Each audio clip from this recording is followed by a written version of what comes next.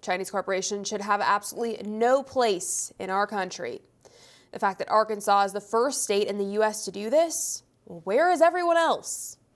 Alex Newman joins me now to help answer that question, CEO of Liberty Sentinel Media. Alex, thanks so much for being back with us. It's great to see you.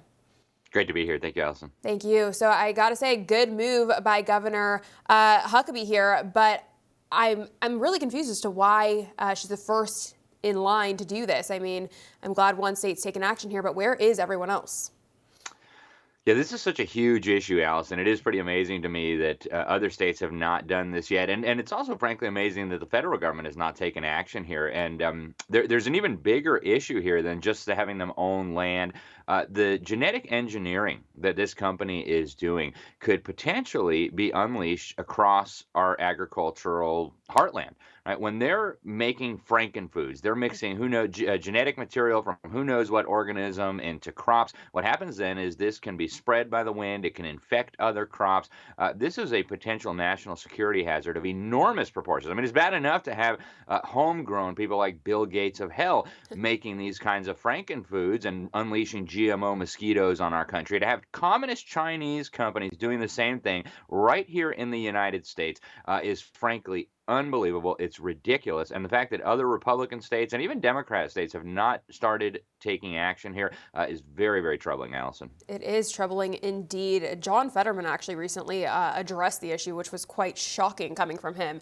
We'll still wait to see if anything happens there. I won't be holding my breath. But we should absolutely be taking back all foreign ownership here. I don't even know how we let this happen in the first place. I mean, no Chinese affiliated company should have land in this country.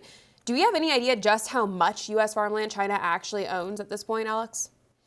It is massive, Allison. Nobody knows exactly because the Communist Chinese dictatorship operates through so many front companies. They own stakes in so many companies. And I think there's a critical thing for people to understand here.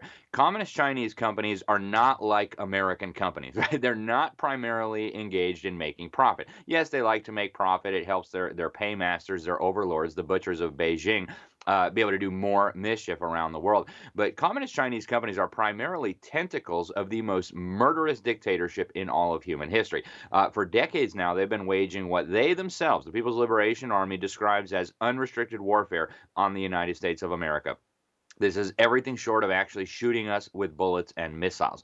The prospect of having communist Chinese companies buying up all this land, doing all kinds of incredibly sensitive, incredibly dangerous genetic engineering research on our soil. If you look at a lot of this land that they're buying up, it's strategically placed near military bases. If you look at what was happening in North Dakota, these things are very, very troubling. And people need to understand communist Chinese companies are not companies in the traditional sense of the term. They are arms of a murderous dictatorship that is right now training its people for war against the American people. They say they're going to liberate us, by which they mean enslave us. This is totally unacceptable. These people need to be completely removed from our country. All the spies, all these so-called diplomats spying on us and causing trouble under diplomatic cover, they all need to be removed from our country. Absolutely. That's a fantastic point and should absolutely be at top of mind for everyone, especially the leadership here. It really is just a ticking time bomb, it sounds like. Alex, do we still have time to address this if other states were to follow in Huckabee's footsteps here, or is it too late at this point, seeing as China is already so deeply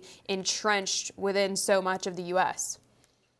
Yeah, unfortunately, it's going to be a very long and difficult process, but it's not an optional thing. We must do this. Donald Trump actually did get a very good start on this early on in his administration. It was incredibly encouraging to see the dramatic changes in policy that were happening to try to address some of these things.